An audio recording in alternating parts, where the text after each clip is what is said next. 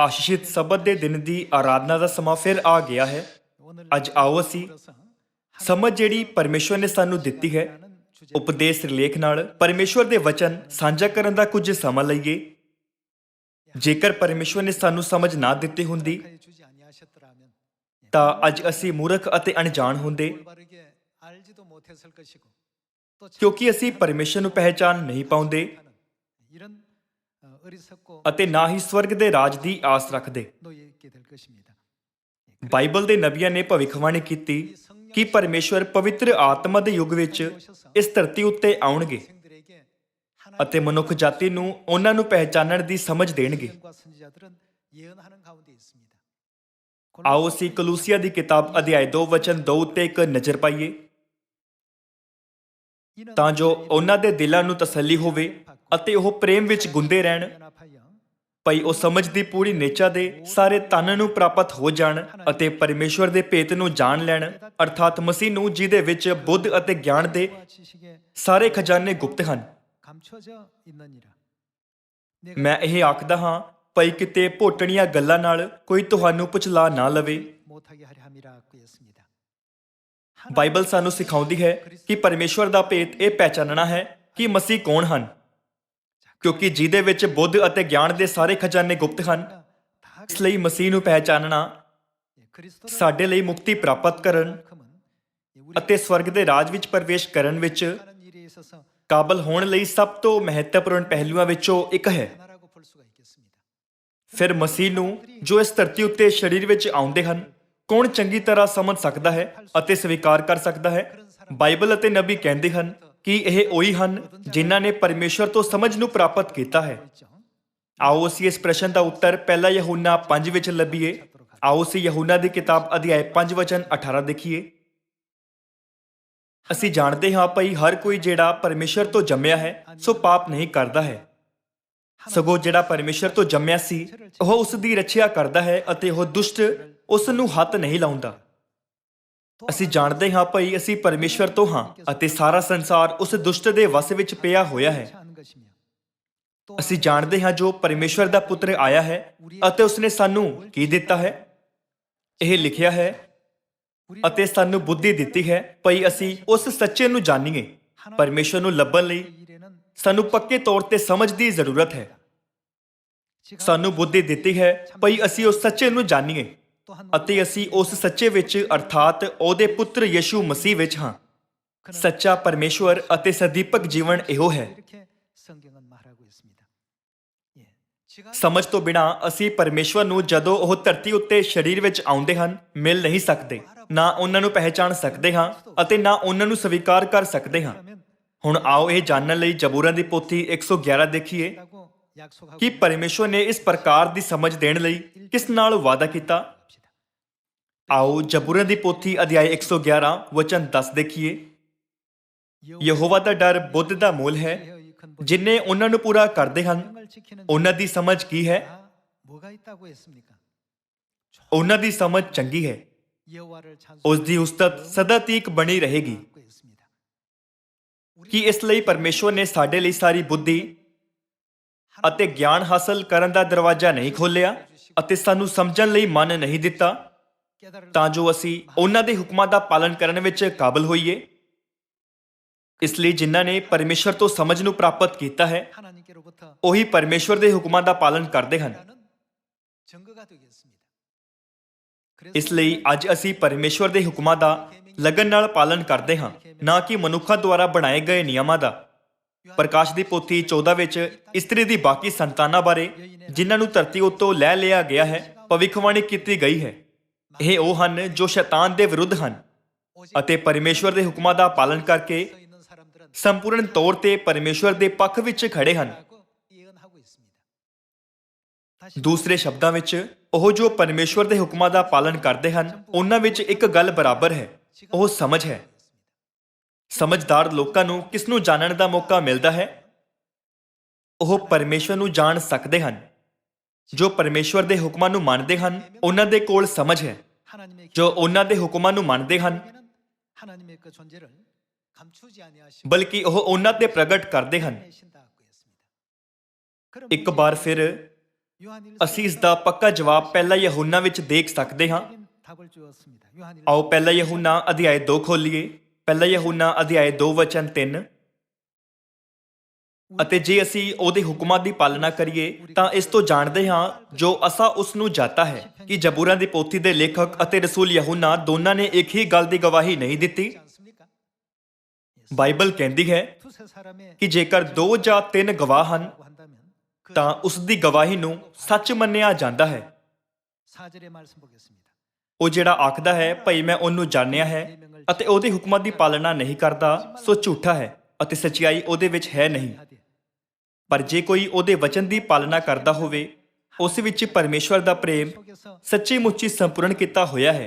ਇਸ ਤੋਂ ਅਸੀਂ ਜਾਣਦੇ ਹਾਂ ਜੋ ਅਸੀਂ ਉਹਦੇ ਵਿੱਚ ਹਾਂ। ਉਹ ਜਿਹੜਾ ਆਖਦਾ ਹੈ ਭਈ ਮੈਂ ਉਸ ਵਿੱਚ ਕਾਇਮ ਰਹਿੰਦਾ ਹਾਂ ਤਾਂ ਚਾਹੀਦਾ ਹੈ ਭਈ ਜਿਵੇਂ ਉਹ ਚੱਲਦਾ ਸੀ ਤਿਵੇਂ ਆਪ ਵੀ ਚੱਲੇ।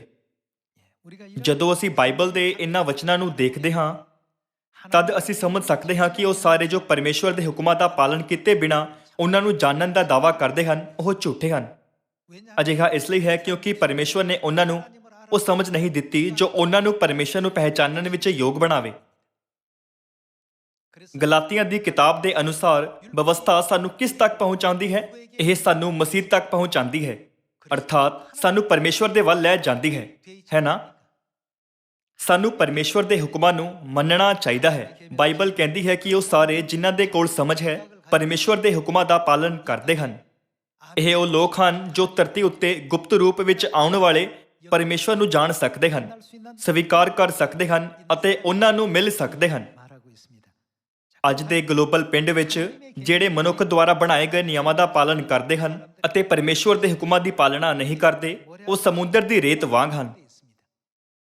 ਫਿਰ ਕੀ ਪਰਮੇਸ਼ਵਰ ਉਹਨਾਂ ਉੱਤੇ ਪ੍ਰਗਟ ਹੋਣਗੇ? ਉਹ ਅਜਿਹਾ ਨਹੀਂ ਕਰਨਗੇ। ਉਹ ਜੋ ਪਰਮੇਸ਼ਵਰ ਨੂੰ ਜਾਣਨ ਦਾ ਦਾਅਵਾ ਕਰਦੇ ਹਨ ਪਰ ਉਹ ਨਹੀਂ ਕਰਦੇ ਜਿਸ ਦਾ ਪਰਮੇਸ਼ਵਰ ਨੇ ਹੁਕਮ ਦਿੱਤਾ, ਉਹਨਾਂ ਕੋਲ ਇਹ ਨਹੀਂ ਹੈ। ਇਹ ਕੀ ਹੈ? ਉਹਨਾਂ ਕੋਲ ਸਮਝ ਨਹੀਂ ਹੈ ਜਿਸ ਨੂੰ ਪਰਮੇਸ਼ਵਰ ਨੇ ਸਾਨੂੰ ਦਿੱਤਾ। ਕਿਉਂਕਿ ਉਹਨਾਂ ਕੋਲ ਸਮਝ ਨਹੀਂ ਹੈ ਤਾਂ ਕਿ ਉਹ ਪਰਮੇਸ਼ਵਰ ਨੂੰ ਜਾਣ ਸਕਦੇ ਹਨ। ਪਰਮੇਸ਼ਵਰ ਦੇ ਕੀਮਤੀ ਵਚਨਾਂ ਵਿੱਚੋਂ ਭਾਵੇਂ ਉਹਨਾਂ ਨੂੰ ਕਿੰਨਾ ਵੀ ਦਿੱਤਾ ਜਾਵੇ ਅਤੇ ਉਹਨਾਂ ਨੂੰ 100% ਵੀ ਸਮਝਾਇਆ ਜਾਵੇ ਉਹ ਵਚਨਾਂ ਤੇ ਵਿਸ਼ਵਾਸ ਨਹੀਂ ਕਰਦੇ। ਆਓ ਮਤੀ ਅਧਿਆਇ 5 ਵਚਨ 7 ਦੇਖੀਏ।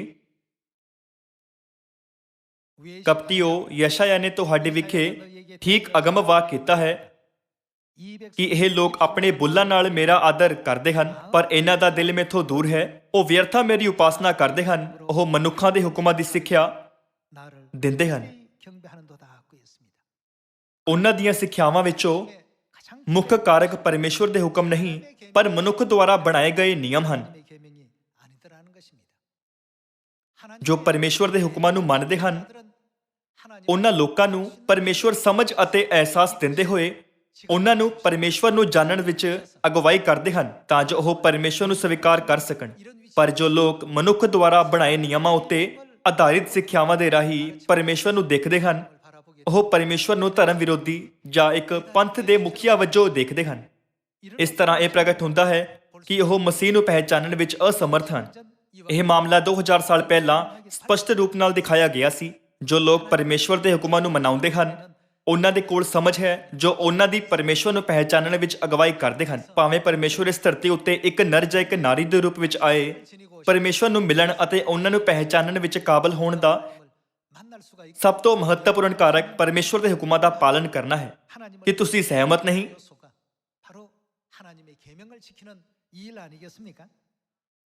ਆਓ ਯਸ਼ਾਇਆ ਅਧਿਆਇ 29 ਵਿੱਚ ਦੇਖੀਏ ਕਿ ਯੀਸ਼ੂ ਨੇ ਕਿਉਂ ਕਿਹਾ ਇਹ ਵਿਅਰਥਾ ਮੇਰੀ ਉਪਾਸਨਾ ਕਰਦੇ ਹਨ ਕਿਉਂਕਿ ਉਹਨਾਂ ਦੀਆਂ ਸਿੱਖਿਆਵਾਂ ਸਿਰਫ ਮਨੁੱਖਾਂ ਦੁਆਰਾ ਸਿਖਾਏ ਗਏ ਨਿਯਮ ਹਨ। ਆਓ ਇਸ ਮਾਮਲੇ ਨੂੰ ਯਸ਼ਾਇਆ ਦੀ ਕਿਤਾਬ 29 ਵਚਨ 11 ਵਿੱਚ ਜਾ ਕੇ ਦੇਖੀਏ। ਸਾਰਾ ਦਰਸ਼ਨ ਤੁਹਾਡੇ ਲਈ। ਇੱਥੇ ਸ਼ਬਦ ਦਰਸ਼ਨ ਬਾਈਬਲ ਨੂੰ ਸੰਕੇਤ ਕਰਦਾ ਹੈ। ਸਾਰਾ ਦਰਸ਼ਨ ਤੁਹਾਡੇ ਲਈ ਕੀ ਹੈ?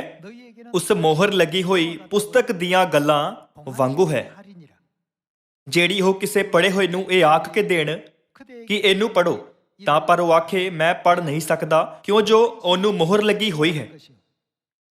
ਫਿਰ ਉਹ ਪੁਸਤਕ ਕਿਸੇ ਅਨਪੜ੍ਹ ਨੂੰ ਇਹ ਆਖ ਕੇ ਦਿੱਤੀ ਜਾਵੇ ਕਿ ਇਹਨੂੰ ਪੜ੍ਹੋ ਤਾਂ ਪਰ ਉਹ ਆਖੇ ਮੈਂ ਅਨਪੜ੍ਹ ਹਾਂ। ਆਓ ਆਇਤ 13 ਦੇਖੀਏ। ਤਾਂ ਪ੍ਰਭੂ ਨੇ ਆਖਿਆ ਇਸ ਲਈ ਕਿ ਇਹ ਲੋਕ ਮੇਰੇ ਨੇੜੇ ਆਉਂਦੇ ਅਤੇ ਆਪਣੀਆਂ ਮੂੰਹਾਂ ਅਰ ਬੁੱਲਾਂ ਨਾਲ ਮੇਰਾ ਆਦਰ ਕਰਦੇ ਹਨ, ਪਰ ਉਹਨਾਂ ਦਾ ਦਿਲ ਮੇਥੋਂ ਦੂਰ ਹੈ ਅਤੇ ਮੇਰਾ ਭੈ ਉਹਨਾਂ ਲਈ ਆਦਮੀਆਂ ਦਾ ਹੁਕਮ ਹੀ ਹੈ ਜਿਹੜਾ ਰਟਿਆ ਹੋਇਆ ਹੈ। ਇਸ ਲਈ ਵੇਖੋ, ਮੈਂ ਫਿਰ ਇਸ ਪ੍ਰਜਾ ਨਾਲ ਅਚਰਜ ਕੰਮ ਕਰਾਂਗਾ, ਅਚਰਜ ਅਰ ਅਜੂਬਾ ਕੰਮ, ਅਤੇ ਉਹਨਾਂ ਦੇ ਬੁੱਧੀਮਾਨਾਂ ਦੀ ਬੁੱਧੀ ਨਾਸ ਹੋ ਜਾਵੇਗੀ ਅਤੇ ਉਹਨਾਂ ਦੇ ਚਤਰਿਆਂ ਦੀ ਚਤਰਾਈ ਉਸ ਦੇ ਨਾਲ ਕੀ ਹੋਵੇਗਾ? ਉਹ ਲੁਕਾਈ ਜਾਵੇਗੀ। ਇਸ ਦਾ ਮਤਲਬ ਹੈ ਕਿ ਉਹ ਲੋਕ ਪਰਮੇਸ਼ਵਰ ਨੂੰ ਨਾ ਜਾਣਨ ਵਾਲੇ ਬਣ ਜਾਂਦੇ ਹਨ।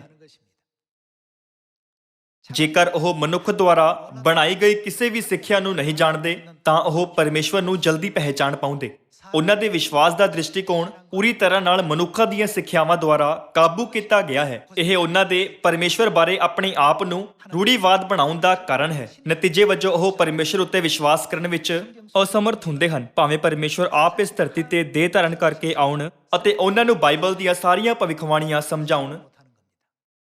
ਅਜਿਹਾ ਇਸ ਲਈ ਹੈ ਕਿਉਂਕਿ ਉਹ ਮਨੁੱਖ ਦੁਆਰਾ ਬਣਾਈ ਗਈ ਸੀਮਾ ਦੇ ਅੰਦਰ ਸਭ ਚੀਜ਼ਾਂ ਦਾ ਨਿਆਂ ਅਤੇ ਵਿਚਾਰ ਕਰਦੇ ਹਨ। ਉਹਨਾਂ ਲੋਕਾਂ ਦੇ ਰਾਹੀਂ ਜੋ ਮਨੁੱਖਾਂ ਦੁਆਰਾ ਸਿਖਾਏ ਨਿਯਮਾਂ ਦਾ ਪਾਲਨ ਕਰਦੇ ਹਨ, ਅਸੀਂ ਇਹ ਸਮਝ ਸਕਦੇ ਹਾਂ ਕਿ ਕਿਉਂ ਬੁੱਧੀਮਾਨਾਂ ਦੀ ਬੁੱਧ ਨਾਸ ਹੋ ਜਾਵੇਗੀ ਅਤੇ ਉਹਨਾਂ ਦੇ ਚਤਰਿਆਂ ਦੀ ਚਤਰਾਈ ਲੁਕਾਈ ਜਾਵੇਗੀ। ਦੂਸਰੇ ਸ਼ਬਦਾਂ ਵਿੱਚ ਇਸ ਦਾ ਮਤਲਬ ਹੈ ਕਿ ਉਹ ਕਦੇ ਵੀ ਪਰਮੇਸ਼ਵਰ ਨੂੰ ਪਹਿਚਾਣ ਨਹੀਂ ਪਾਉਣਗੇ। ਇਸ ਕਾਰਨ ਹੋਸ਼ਿਆ ਅਧਿਆਇ 4:6 ਵਿੱਚ ਹੋਸ਼ਿਆ ਨਬੀ ਨੇ ਕਿਹਾ, ਉਹ ਜੋ ਪਰਮੇਸ਼ਵਰ ਉੱਤੇ ਵਿਸ਼ਵਾਸ ਕਰਨ ਦਾ ਦਾਅਵਾ ਕਰਦੇ ਹਨ, ਮੇਰੇ ਗਿਆਨ ਦੇ ਨਾ ਹੋਣ ਤੇ ਨਸ਼ਟ ਹੋ ਜਾਣਗੇ, ਕਿਉਂਕਿ ਉਹਨਾਂ ਕੋਲ ਪਰਮੇਸ਼ਵਰ ਦੇ ਹੁਕਮਾਂ ਦਾ ਕੋਈ ਗਿਆਨ ਨਹੀਂ ਹੈ ਅਤੇ ਉਹ ਮਨੁੱਖਾਂ ਦੀਆਂ ਸਿੱਖਿਆਵਾਂ ਅਤੇ ਨਿਯਮਾਂ ਦੇ ਆਧਾਰ ਉੱਤੇ ਬਾਈਬਲ ਦੀ ਸੱਚਾਈ ਦਾ ਨਿਆਂ ਕਰਨ ਦੀ ਕੋਸ਼ਿਸ਼ ਕਰਦੇ ਹਨ। ਇਸ ਲਈ ਪਰਮੇਸ਼ਵਰ ਦੇ ਪ੍ਰਤੀ ਉਹਨਾਂ ਦੀ ਸਮਝ ਅਤੇ ਬਾਈਬਲ ਹਮੇਸ਼ਾ ਆਪਸ ਵਿੱਚ ਵਿਰੋਧ ਕਰਦੇ ਹਨ। ਯਸ਼ਾਇਆ ਅਧਿਆਇ 43 ਵਿੱਚ ਲਿਖਿਆ ਹੈ, ਮੈਂ ਹਾਂ, ਮੈਂ ਹੀ ਯਹੋਵਾ ਹਾਂ। ਰਸੂਲਾਂ ਦੀ ਕਿਤਾਬ ਵਿੱਚ ਹੋਰ ਕੀ ਲਿਖਿਆ ਹੈ? ਮੇਰੇ ਬਿਨਾ ਕੋਈ ਬਚਾਉਣ ਵਾਲਾ ਨਹੀਂ ਹੈ, ਮੇਰੇ ਯਿਸੂ ਤੋਂ ਇਲਾਵਾ ਕਿਸੇ ਦੂਸਰੇ ਦੁਆਰਾ ਮੁਕਤੀ ਨਹੀਂ। ਬਾਈਬਲ ਬਾਰੇ ਉਹ ਕਹਿੰਦੇ ਹਨ, ਇੱਕ ਹੀ ਬਾਈਬਲ ਵਿੱਚ ਸ਼ਬਦ ਇੱਕ ਦੂਜੇ ਨਾਲੋਂ ਇੰਨੇ ਜ਼ਿਆਦਾ ਵੱਖਰੇ ਕਿਵੇਂ ਹੋ ਸਕਦੇ ਹਨ? ਉਹ ਆਪਣੀ ਗਲਤ ਧਾਰਨਾ ਨਾਲ ਇਹ ਸਿੱਟਾ ਕੱਢਦੇ ਹਨ, ਬਾਈਬਲ ਵਿਸ਼ਵਾਸਯੋਗ ਨਹੀਂ ਹੈ, ਇਹ ਸਿਰਫ ਮਨੁੱਖਾਂ ਦੁਆਰਾ ਲਿਖੀ ਗਈ ਕਿਤਾਬ ਹੈ। ਉਹ ਕਹਿੰਦੇ ਹਨ, ਰਸੂਲਾਂ ਦੀ ਕਿਤਾਬ ਲੂਕਾ ਨਾਮਕ ਇੱਕ ਵਿਅਕਤੀ ਦੁਆਰਾ ਲਿਖੀ ਗਈ ਸੀ ਅਤੇ ਪੁਰਾਣੇ ਨੇਮ ਦੇ ਸਾਰੇ ਨਬੀਆਂ ਦੇ ਉਲੇਖ ਸਿਰਫ ਇਜ਼ਰਾਈਲ ਦੇ ਲੋਕਾਂ ਉੱਤੇ ਲਾਗੂ ਹੁੰਦੇ ਹਨ, ਸਾਰੀ ਮਨੁੱਖ ਜਾਤੀ ਉੱਤੇ ਨਹੀਂ। ਉਹਨਾਂ ਦਾ ਸਿੱਟਾ ਲਗਾਤਾਰ ਉਹਨਾਂ ਨੂੰ ਗਲਤ ਦਿਸ਼ਾ ਵੱਲ ਲੈ ਜਾਂਦਾ ਹੈ। ਅਜਿਹਾ ਇਸ ਲਈ ਹੈ ਕਿਉਂਕਿ ਉਹਨਾਂ ਨੂੰ ਤਿੰਨ ਰੂਪ ਬਾਰੇ ਨਾ ਤਾਂ ਕੋਈ ਗਿਆਨ ਹੈ ਅਤੇ ਨਾ ਹੀ ਸਹੀ ਸਮਝ। ਅਸੀਂ ਕੀ ਮਨਾਉਂਦੇ ਹਾਂ? ਅਸੀਂ ਪਸਾ ਮਨਾਉਂਦੇ ਹਾਂ। ਪਸਾ ਕਿਸ ਦਾ ਹੁਕਮ ਹੈ? ਇਹ ਪਰਮੇਸ਼ਵਰ ਦਾ ਸੰਪੂਰਨ ਹੁਕਮ ਹੈ, ਜਿਸ ਦੇ ਬਾਰੇ ਪਰਮੇਸ਼ਵਰ ਨੇ ਸਾਨੂੰ ਕਿਹਾ, ਇਸ ਨੂੰ ਹਰ ਸਾਲ ਮਨਾਇਆ ਕਰੋ। ਕਿ ਸਾਰੇ ਚਰਚ ਅੱਜ ਇਸ ਹੁਕਮ ਦਾ ਪਾਲਨ ਕਰ ਰਹੇ ਹਨ? ਨਹੀਂ, ਉਹ ਨਹੀਂ ਕਰਦੇ। ਸਾਡੇ ਲਈ ਇਹ ਇੱਕ ਕੀਮਤੀ ਦਿਨ ਹੈ, ਪਰ ਸੰਸਾਰ ਦੇ ਹੋਰ ਚਰਚਾਂ ਲਈ ਇਹ ਅਰਥਹੀਨ ਦਿਨ ਹੈ। ਇਹ ਮਹੱਤਵਪੂਰਨ ਦਿਨ ਜਿਸ ਨੂੰ ਪਰਮੇਸ਼ਵਰ ਨੇ ਬਾਈਬਲ ਵਿੱਚ ਦਰਜ ਕੀਤਾ ਸੀ, ਉਹਨਾਂ ਲਈ ਅਰਥਹੀਨ ਮੰਨਿਆ ਜਾਂਦਾ ਹੈ। ਇਸ ਤੋਂ ਇਲਾਵਾ ਕਿਉਂਕਿ ਉਹਨਾਂ ਨੂੰ ਮਨੁੱਖਾਂ ਦੁਆਰਾ ਬਣਾਏ ਨਿਯਮਾਂ ਦੁਆਰਾ ਸਿਖਾਇਆ ਜਾਂਦਾ ਹੈ, ਇਸ ਲਈ ਉਹਨਾਂ ਲਈ ਸਬਤ ਦਾ ਦਿਨ ਵੀ ਅਰਥਹੀਨ ਦਿਨ ਹੈ। ਪਰ ਪਰਮੇਸ਼ਵਰ ਦੀ ਨਜ਼ਰ ਵਿੱਚ ਇਹ ਕੀ ਹੈ? ਇਹ ਉਹਨਾਂ ਲੋਕਾਂ ਲਈ ਇੱਕ ਬਹੁਤ ਹੀ ਮਹੱਤਵਪੂਰਨ ਦਿਨ ਹੈ ਜੋ ਪਰਮੇਸ਼ਵਰ ਦੇ ਹੁਕਮਾਂ ਦਾ ਪਾਲਨ ਕਰਦੇ ਹਨ। ਜਿਸ ਪਸਾਹ ਦੇ ਪਰਵ ਨੂੰ ਅਸੀਂ ਮਨਾਉਂਦੇ ਹਾਂ, ਉਸ ਦੇ ਦੁਆਰਾ ਪਰਮੇਸ਼ਵਰ ਨੇ ਕੀ ਕੀਤਾ? ਪਰਮੇਸ਼ਵਰ ਨੇ ਇਸ ਦੇ ਰਾਹੀਂ ਆਪਣੇ ਮੌਜੂਦ ਨੂੰ ਪ੍ਰਗਟ ਕੀਤਾ। ਜਦੋਂ ਅਸੀਂ ਪਸਾਹ ਨੂੰ ਨਹੀਂ ਮਨਾਉਂਦੇ ਸੀ, ਫਿਰ ਭਾਵੇਂ ਅਸੀਂ ਯਸ਼ਾਇਆ 25 ਨੂੰ ਕਿੰਨਾ ਵੀ ਪੜ੍ਹਿਆ ਹੋਵੇ, ਅਸੀਂ ਸਮਝ ਨਹੀਂ ਸਕਦੇ ਸੀ। ਅਤੇ ਇਬਰਾਨੀਆਂ ਦੇ 5 ਵਿੱਚ ਅਸੀਂ ਮਲਕਿਸਦਕ ਬਾਰੇ ਕਿੰਨਾ ਵੀ ਪੜ੍ਹਿਆ ਹੋਵੇ, ਅਸੀਂ ਨਹੀਂ ਜਾਣਦੇ ਸੀ ਕਿ ਯਿਸੂ ਮਲਕਿਸਦਕ ਦੀ ਰੀਤੀ ਉੱਤੇ ਕਿਉਂ ਆਏ।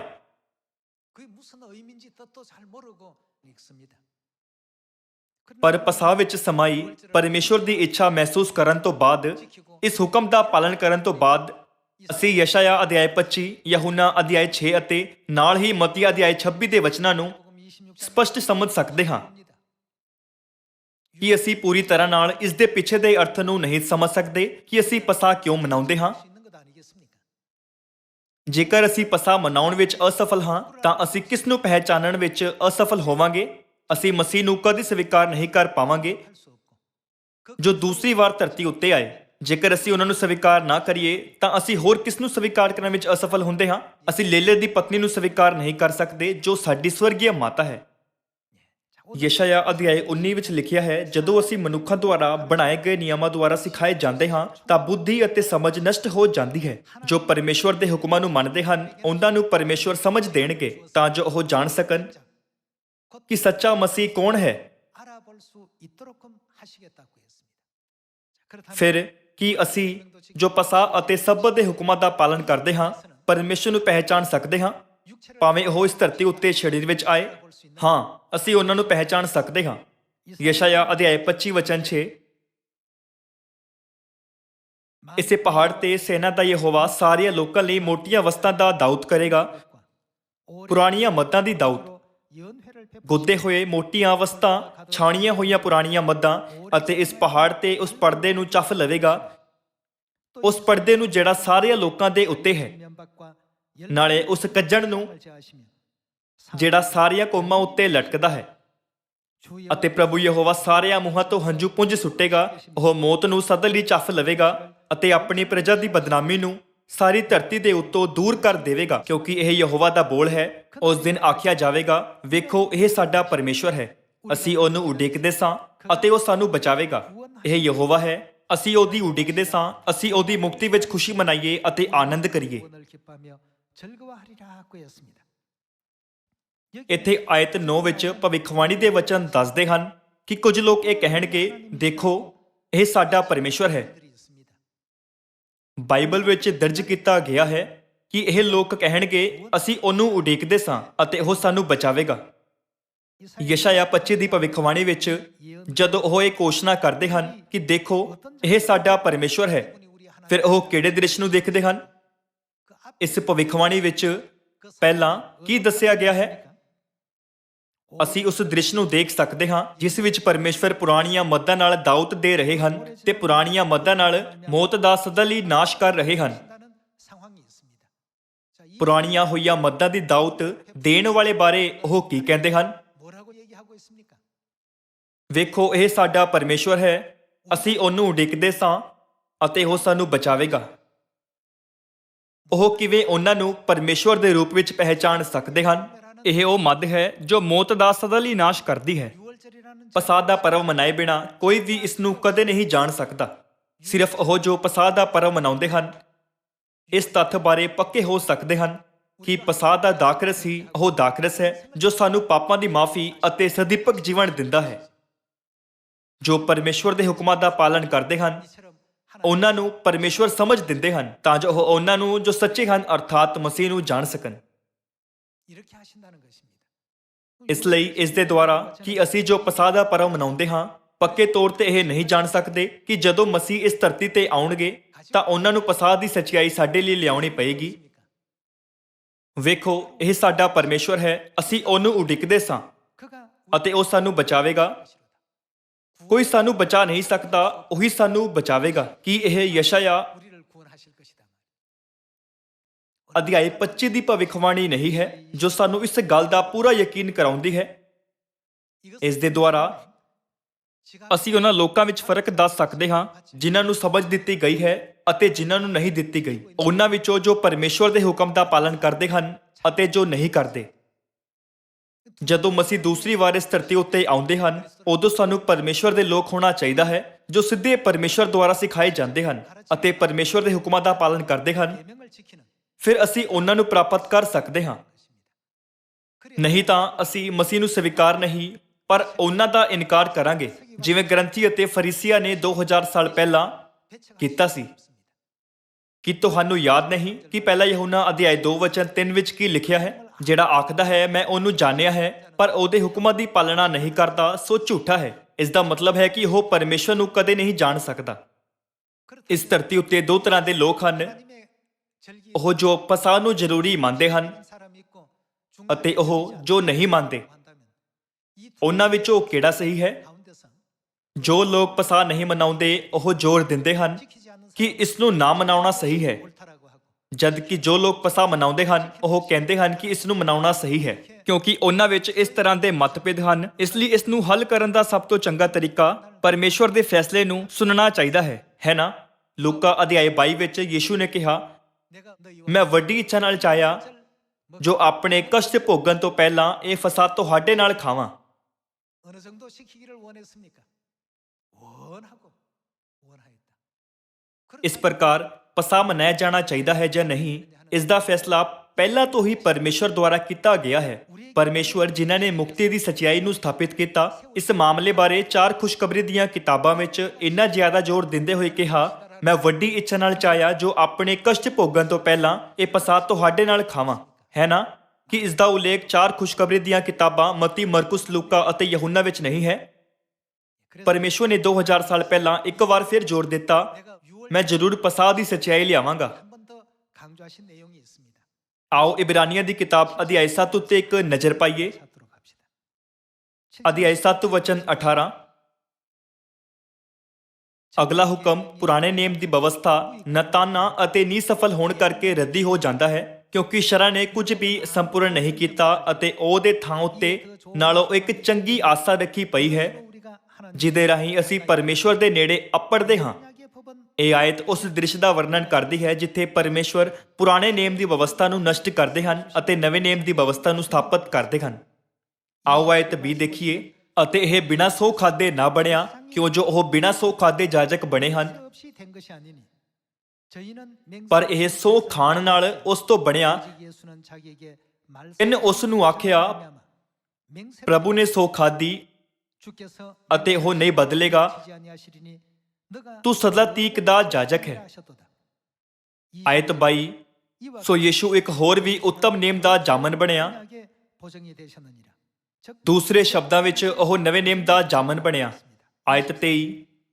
ਫਿਰ ਉਹ ਤਾਂ ਬਹੁਤੇ ਜਾਜਕ ਬਣੇ ਸਨ, ਇਸ ਲਈ ਜੋ ਮੌਤ ਨੇ ਉਹਨਾਂ ਨੂੰ ਟਿਕਣ ਨਾ ਦਿੱਤਾ, 못함이로되 ਪਰ ਇਹ ਸਦਾ ਤੀਕ ਜੋ ਰਹਿੰਦਾ ਹੈ, ਇਸ ਕਰਕੇ ਇਹਦਾ ਕੀ? 예수도 ਇਹਦੀ ਜਾਜਕਾਈ ਅਟਲ ਹੈ। ਕਿ ਅਟਲ ਜਾਜਕ ਅਹੁਦੇ ਦਾ ਮਤਲਬ ਇਹ ਨਹੀਂ ਹੈ ਕਿ ਉਹ ਇੱਕ ਅਟਲ ਅਤੇ ਸਦੀਪਕ ਜਾਜਕ ਅਹੁਦਾ ਹੈ। 보통 대통령 임기는 ਕੋਰੀਆ ਵਿੱਚ ਰਾਸ਼ਟਰਪਤੀ ਦੇ ਅਹੁਦੇ ਦੀ ਮਿਆਦ 5 ਸਾਲ ਹੈ 같은데 보면 ਅਤੇ ਕੁਝ ਕੰਪਨੀਆਂ, ਕੁਝ ਕਾਰਜਕਾਰੀ ਅਹੁਦਿਆਂ ਦੀ ਮਿਆਦ ਸਿਰਫ 2 ਸਾਲ ਹੈ। ਯੀਸ਼ੂ ਦੇ ਜਾਜਕ ਅਹੁਦੇ ਦੀ ਸੀਮਾ ਬਾਰੇ ਕੀ? ਉਹਨਾਂ ਦੀ ਮਿਆਦ ਬਾਰੇ ਬਾਈਬਲ ਕਹਿੰਦੀ ਹੈ ਕਿ ਉਹਨਾਂ ਦਾ ਜਾਜਕ ਅਹੁਦਾ ਅਟਲ ਹੈ ਅਤੇ ਇਸ ਨੂੰ ਕਦੇ ਵੀ ਖਤਮ ਨਹੀਂ ਕੀਤਾ ਜਾ ਸਕਦਾ। ਇਸ ਦਾ ਮਤਲਬ ਕੀ ਹੈ ਕਿ ਇਸ ਨੂੰ ਕਦੇ ਖਤਮ ਨਹੀਂ ਕੀਤਾ ਜਾ ਸਕਦਾ? ਇਸ ਦਾ ਮਤਲਬ ਹੈ ਕਿ ਇਹ ਸਦੀਪਕ ਹੈ ਨਾ? ਪਹਿਲਾਂ ਯੀਸ਼ੂ ਨੂੰ ਦੂਸਰੀ ਵਾਰ ਮਹਾਜਾਜਕ ਦੇ ਰੂਪ ਵਿੱਚ 때도 ਆਪਣੀ ਜਾਜਕ ਸੇਵਕਾਈ ਪੂਰਾ ਕਰਨ ਲਈ ਪ੍ਰਗਟ ਹੋਣਾ ਚਾਹੀਦਾ ਹੈ। ਦੂਸਰਾ, ਉਹਨਾਂ ਨੂੰ ਸਾਰੀ ਮਨੁੱਖ ਜਾਤੀ ਨੂੰ ਸਿਖਾਉਣ ਲਈ ਅਤੇ ਆਪਣੀ ਜਾਜਕ ਸੇਵਕਾਈ ਨੂੰ ਪੂਰਾ ਕਰਨ ਲਈ ਫਿਰ ਤੋਂ ਆਉਣਾ ਚਾਹੀਦਾ ਹੈ, ਜਿਵੇਂ ਉਹਨਾਂ ਨੇ ਪਹਿਲੀ ਵਾਰ ਆਉਂਦੇ ਸਮੇਂ ਕੀਤਾ। ਫਿਰ 2000 ਸਾਲ ਪਹਿਲਾਂ ਯੀਸ਼ੂ ਨੇ ਕਿਸ ਪ੍ਰਕਾਰ ਦੇ ਜਾਜਕ ਅਹੁਦੇ ਨੂੰ ਪੂਰਾ ਕੀਤਾ? 으로 역할을 하셨는가? ਅਧਿਆਇ 5 ਵਚਨ 6। ਜਿਵੇਂ ਉਹ ਇੱਕ ਹੋਰ ਥਾਂ ਵਿੱਚ ਵੀ ਆਖਦਾ ਹੈ, ਤੂੰ ਕਿਹੜੀ ਰੀਤੀ ਉੱਤੇ? 어떤 반 ਮਲਕੀਸਦਕ ਦੀ ਪਦਵੀ ਦੇ ਅਨੁਸਾਰ ਸਦਾ ਤੀਕ ਦਾ ਜਾਜਕ ਹੈ। 제사장이라 하셨더라고요. ਕਿ ਸਿਰਫ ਆਪਣੇ ਪਹਿਲੇ ਆਗਮਨ ਤੇ ਹੀ ਇਹ ਮਲਕੀਸਦਕ ਦੀ ਰੀਤੀ ਤੇ ਜਾਜਕ ਸੀ? ਬਾਈਬਲ ਕਹਿੰਦੀ ਹੈ ਉਹ ਸਦਾ ਲਈ ਜਾਜਕ ਹੈ। ਕਿ ਉਹਨਾਂ ਦੇ ਦੂਸਰੇ ਆਗਮਨ ਤੇ ਵੀ ਇਹ ਨਹੀਂ ਹੋਵੇਗਾ।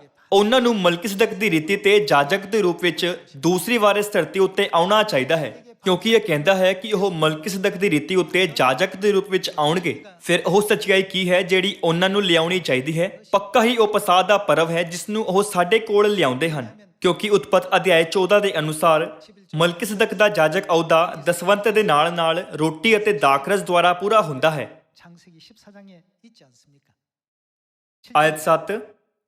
ਉਹਨੇ ਉਨੀ ਦਿਨੋਂ ਜਦੋਂ ਦੇਹਧਾਰੀ ਹੋਈ ਸੀ, ਬਹੁਤੇ ਢਾਹਾਂ ਮਾਰ ਕੇ ਅਤੇ ਹੰਝੂ ਘੇਰ ਕੇ ਉਸ ਦੇ ਅੱਗੇ ਜਿਹੜਾ ਉਹਨੂੰ ਮੌਤ ਤੋਂ ਬਚਾ ਸਕਦਾ ਸੀ ਬੇਨਤੀਆਂ ਅਤੇ ਮਿੰਨਤਾਂ ਕੀਤੀਆਂ, ਅਤੇ ਪਰਮੇਸ਼ਵਰ ਦਾ ਭੈ ਰੱਖਣ ਦੇ ਕਾਰਨ ਉਹਦੀ ਸੁਣੀ ਗਈ। ਅਤੇ ਉਹ ਭਾਵੇਂ ਪੁੱਤਰ ਸੀ, ਪਰ ਜਿਹੜੇ ਉਹਨੇ ਦੁੱਖ ਭੋਗੇ ਉਹਨਾਂ ਤੋਂ ਆਗਿਆਕਾਰੀ ਸਿੱਖੀ, ਅਤੇ ਉਹ ਸਿੱਧ ਹੋ ਕੇ ਉਹਨਾਂ ਸਭਨਾਂ ਦੀ ਜਿਹੜੇ ਉਹਦੇ ਆਗਿਆਕਾਰ ਹਨ께는 ਸਦਾ ਦੀ ਗਤੀ ਦਾ ਕਾਰਨ ਹੋਇਆ ਕਿ ਉਹ ਪਰਮੇਸ਼ਵਰ ਦੇ ਵੱਲੋਂ ਮਲਕੀਸਦਕ ਦੀ ਪਦਵੀ ਦੇ ਅਨੁਸਾਰ ਪ੍ਰਧਾਨ ਜਾਜਕ ਕਰਕੇ ਆਖਿਆ ਗਿਆ। ਫਿਰ ਆਪਣੇ ਪਹਿਲੇ ਆਗਮਨ ਉੱਤੇ ਜਿਸ ਜਾਜਕ ਅਹੁਦੇ ਨੂੰ ਉਹਨਾਂ ਨੇ ਪੂਰਾ ਕੀਤਾ, ਕਿ ਉਹ ਉਹਨਾਂ ਦੇ ਦੂਸਰੇ ਆਗਮਨ ਉੱਤੇ ਬਦਲ ਜਾਵੇਗਾ। ਮਲਕੀਸਦਕ ਦਾ ਜਾਜਕ ਅਹੁਦਾ ਇੱਕ ਜਾਜਕ ਅਹੁਦਾ ਹੈ ਜਿਸ ਨੂੰ ਕਦੇ ਵੀ ਕਿਸੇ ਹੋਰ ਨੂੰ ਦਿੱਤਾ ਨਹੀਂ ਜਾ ਸਕਦਾ। ਤਾਂ ਫਿਰ ਬੇਸ਼ੱਕ ਉਹ ਸੱਚਾਈ ਕੀ ਹੈ ਜੋ ਪਰਮੇਸ਼ਵਰ ਨੂੰ ਧਰਤੀ ਉੱਤੇ ਆਪਣੇ ਦੂਸਰੀ ਵਾਰ ਆਉਂਦੇ ਸਮੇਂ ਜ਼ਰੂਰ ਲਿਆਉਣੀ ਚਾਹੀਦੀ ਹੈ, ਜੋ ਪੁਰਾਣੀ ਮੱਦ ਨੂੰ ਲਿਆਉਂਦੇ ਅਤੇ ਉਸ ਮੱਦ ਨਾਲ ਜਿਸ ਵਿੱਚ ਮੌਤ ਦਾ ਸਦਾ ਲਈ ਨਾਸ਼ ਕਰਨ ਦੀ ਸ਼ਕਤੀ ਹੈ, ਦਾਊਦ ਦਿੰਦੇ ਹਨ। ਇਹ ਸਾਡੇ ਪਰਮੇਸ਼ਵਰ ਹਨ। ਦੂਸਰੇ ਸ਼ਬਦਾਂ ਵਿੱਚ ਉਹ ਕੌਣ ਹਨ ਜੋ ਇਸ ਧਰਤੀ ਤੇ ਬਾਈਬਲ ਦੀ ਭਵਿੱਖਬਾਣੀ ਦੇ ਅਨੁਸਾਰ ਨਵੇਂ ਨੇਮ ਦੇ ਪਸਾਹ ਦੀ ਸੱਚਾਈ ਸਾਡੇ ਲਈ ਲਿਆਉਂਦੇ ਹਨ। ਪੱਕਾ ਉਹ ਪਰਮੇਸ਼ਵਰ ਹਨ। ਇਹ ਪਸਾਹ ਸਾਡੇ ਲਈ ਕੌਣ ਲੈ ਕੇ ਆਇਆ? 누가 가져오셨고 ਕਿਸਨੇ 1600 ਸਾਲਾਂ ਤੋਂ ਜ਼ਿਆਦਾ ਸਮੇਂ ਤੋਂ 임봉되어 ਮੋਹਰਬੰਦ ਸੱਚਾਈ ਨੂੰ ਪ੍ਰਗਟ ਕੀਤਾ? 뚜껑을 여신 분이 누구십니까? ਅਸੀਂ ਉਹ ਹਾਂ ਜੋ ਸਾਡੇ ਪਰਮੇਸ਼ਵਰ ਦੀਆਂ ਸਿੱਖਿਆਵਾਂ ਦਾ ਪਾਲਨ ਕਰਦੇ ਹਾਂ। 그러니 ਫਿਰ ਕੀ ਤੁਸੀਂ ਸੋਚ ਸਕਦੇ ਹੋ ਕਿ ਸਾਡਾ ਭਵਿੱਖ ਕਿੰਨਾ ਸ਼ਾਨਦਾਰ ਹੋਵੇਗਾ? ਸੱਚਮੁੱਚ ਇਸ ਬਾਰੇ ਸਿਰਫ ਇੱਕ ਪਲ ਲਈ ਸੋਚੋ। ਮੰਨ ਲਓ ਕਿ ਇੱਕ ਵਿਅਕਤੀ ਬਿਨਾਂ ਇਹ ਜਾਣੇ ਕਿ ਉਸ ਦੇ ਮਾਤਾ-ਪਿਤਾ ਕੌਣ ਹਨ, ਕੋਰੀਆ ਵਿੱਚ ਰਹਿੰਦਾ ਸੀ। ਇੱਕ ਦਿਨ ਸਭ ਤੋਂ ਅਮੀਰ ਕਰੋੜਪਤੀਆਂ ਵਿੱਚੋਂ 꼽을 수 있는 ਇੱਕ ਨੇ ਆਪਣੇ ਗੁਆਚੇ ਹੋਏ ਬੱਚੇ ਨੂੰ ਲੱਭਣ ਲਈ ਕੋਰੀਆ ਦਾ ਦੌਰਾ ਕੀਤਾ। ਉਸ ਸਮੇਂ ਉਸ ਦਾ ਪੁੱਤਰ ਬਹੁਤ ਮੁਸ਼ਕਲ ਜੀਵਨ ਜੀ ਰਿਹਾ ਸੀ। ਉਹ ਇੱਕ ਵਾਰ ਵਿੱਚ 2 ਜਾਂ 3 ਕੰਮ ਕਰਕੇ ਮੁਸ਼ਕਲ ਨਾਲ ਆਪਣਾ ਜੀਵਨ ਗੁਜ਼ਾਰ ਰਿਹਾ ਸੀ।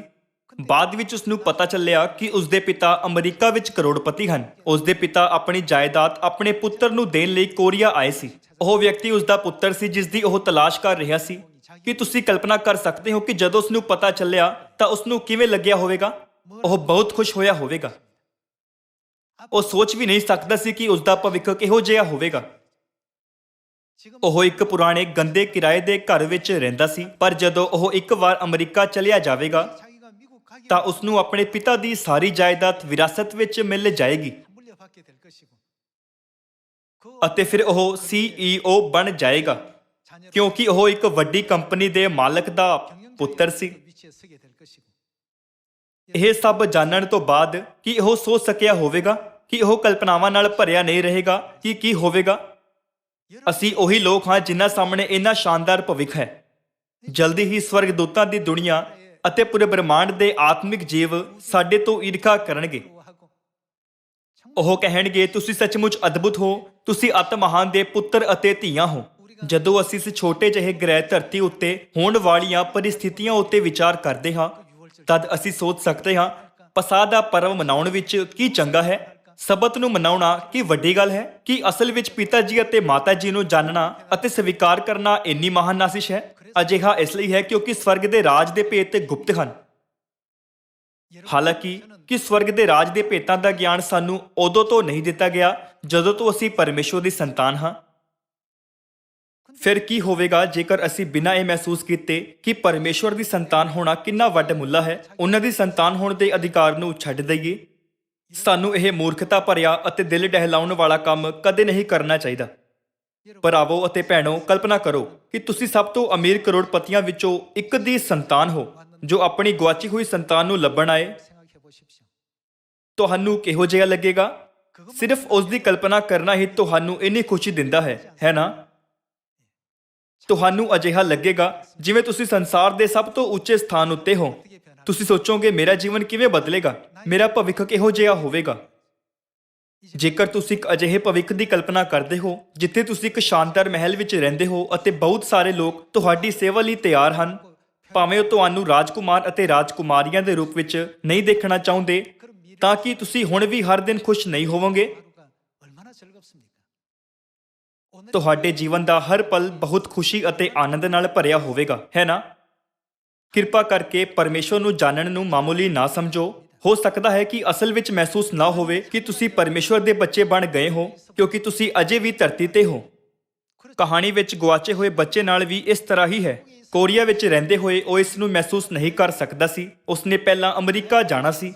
ਫਿਰ ਉਸਦੇ ਪਿਤਾ ਨੇ ਸਮਾਚਾਰ ਪੱਤਰਕਾਰਾਂ ਨੂੰ ਇਕੱਠੇ ਕਰਕੇ ਦੁਨੀਆ ਨੂੰ 선포를 하겠죠. ਇਹ ਘੋਸ਼ਣਾ ਕੀਤੀ, ਆਖਰਕਾਰ ਮੈਂ ਆਪਣੇ ਗੁਆਚੇ ਬੱਚੇ ਨੂੰ ਲੱਭ ਲਿਆ। ਸਾਡੇ ਨਾਲ ਵੀ ਅਜਿਹਾ ਹੀ ਹੈ। ਜਲਦੀ ਹੀ ਸਾਡੇ ਕੋਲ ਆਤਮਿਕ ਦੁਨੀਆ ਵਿੱਚ ਅਜਿਹੇ ਸ਼ਾਨਦਾਰ ਪਲ ਹੋਣਗੇ।